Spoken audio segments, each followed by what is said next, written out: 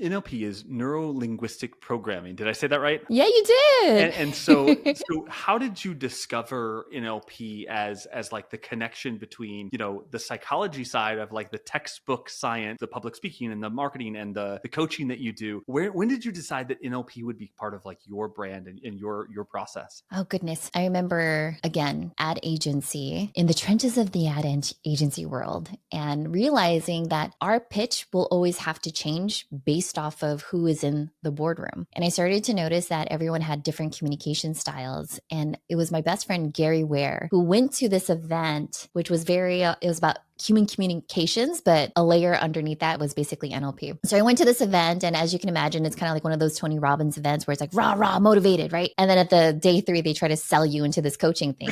And I was like, you got me motivated, but you didn't teach me how. Like I could come back to a conference and be like, you guys, we need to do like AI engine optimization. I did it, but like, how do you motivate a team? And I realized there needs to be a strategy or a process to transfer that motivation to a team. And so when I realized that it was actually NLP, I dedicated time to do that. And fortunately for me, the agency had like what, $2,000 stipend for you to go and do whatever it is that you want to do for education. And I did just that. And when I realized the biggest thing for me was, again, the communication style. So I realized most CEOs are visionaries, which mean they talk really fast and they go from idea to idea, which is why when they go to their C-level team, the CMO is like, okay, that's a really great idea, but we need to create the roadmap, because most CMOs are very auditory digital. We think in processes and systems, and it's like, okay, thank you, CEO.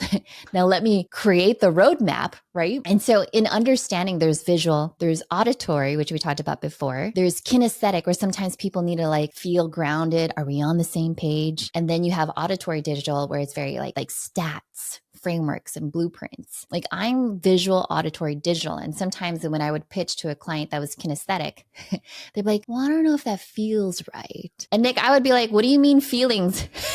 Like, when did feelings enter the chat? The feelings should not exist, because here are the stats and here are the trends. Like I'm giving you data. And that's when I started to realize, okay, great. People don't always make their decisions based off of facts. Sometimes it's feelings. So the idea in NLP is really the person with the most flexibility controls the system. It's like the cheat code. Who wouldn't want the cheat code? So once you discover the cheat code of how people make decisions, right? Then just figure out, like, how do you make a decision? How do you know that you're confident in a decision? Like, tell me what that formula is, and then I'll just fill in the template the way that it needs to be.